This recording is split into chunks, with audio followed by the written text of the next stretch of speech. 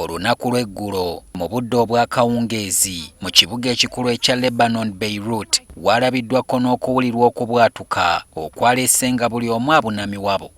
Abaakutte obutambi n'okulaba ebyabaddewo bagamba nti ekibuga kyayuuguumye ng'omuyita muganda wa kitaka musisi. Abantu 100 tebazzeemu kuteganya bafumba so nga n'abasoba mu 4,000 basimattuse balunyumyanga lutabaalo. Ab'obuyinza mu Lebanon tebaasoose kuvaayo na kituufu ku ekyabwatuse wabula amawulire gaasomoddwa nti waliwo ttani 2,750 ez'ekirungo ki ammonium nitrate nga kikola ng'ebigimusa ebyali byawambibwa ne biterekebwa okumpi n'omwalo gw'ekibuga emyaka 6 egiyise ebikakasibwa okuba nga bye byabwatuse. Ammonium nitrate singa yeeyambisibwa obubi asobola bulungi okukola ng'ebibaluka era nga waliwo n'abamukolamu bbomu. Amaanyi g'okubwatuuka kuno gaasensedde ebitundu ebiriraanyeewo ebiwerako era ng'amayengo gano gaagenze goonoona ebizimbe n'ebintu ebirala.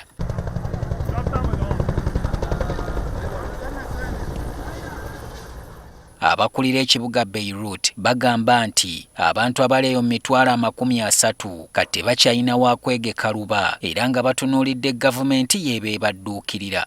Babakulira ebyokwerinda nabo batuula bufoofofo okwekuba mu ttooki bazuule obanga waliwo ow'omutima omubi eyateguludde ebirungo bino kagenderere. Ennaku 3 zaalangiriddwa okungubagira abaafudde era ng'amawanga mangi gavuddeyo okudduukirira Lebanon naddala mu nsonga z'okuzzaawo ebyayonoonese n'okudduukirira abo abaataataaganyiziddwa.